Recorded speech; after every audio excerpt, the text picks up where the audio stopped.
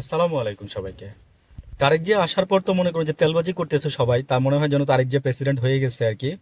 তো শুধু তারেক রহমানকেই না, জাইমা রহমানকে পর্যন্ত মুরব্বী লোকেরা সালাম করতে যায় আর কি। তো জাইমা রহমান আপনার বুঝে জিনিসগুলো, শিষ্টাচার, আচার ব্যবহার, ভদ্রতা বুঝে কার কাছ থেকে কি নিবে আর কাছ থেকে কি নিবে না, তাই উনি এগুলোকে ডিনাই করছে। ওয়েল ডান, আমি বাহবা দিচ্ছি আপনাদেরকে। যে জিনিসটা আপনার মানে দেশ থেকে যাওয়া উচিত। তারেক রহমান নিজেও বুঝতেছে যে তারা তেলবাজি করতেছে।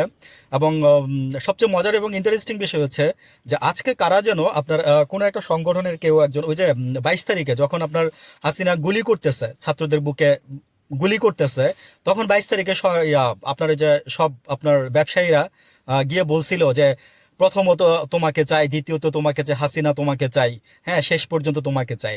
তো তাদেরকে ওইখান থেকে 25 জনকে শনাক্ত করে আপনার সরাসরি প্রসিকিউটরের কাছে দেওয়া হয়েছে। আর 250 নামে আপনার মামলার প্রস্তুতি চলতেছে।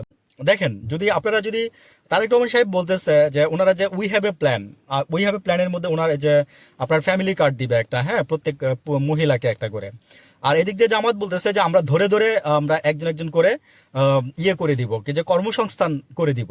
তো আমি কর্পোরেটে জব করছি, তো তো একটা কথা আমি কর্পোরেট থেকে শেয়ার করে শেষ করে দিচ্ছি।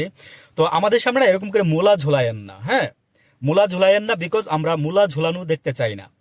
তো মানে এটা কর্পোরেটের ভাষায় বললাম আর কি। তো মূলা ঝুলায়েন না, আমাদেরকে করে দেখান, বা ওইরকম কোনো কিছুই করেন, কিংবা হাদি ভাইয়ের বিচারটা কারা করবেন এইটুকু শুধু বলেন, আমরা তারই বুট দিব। ভালো থাকবেন।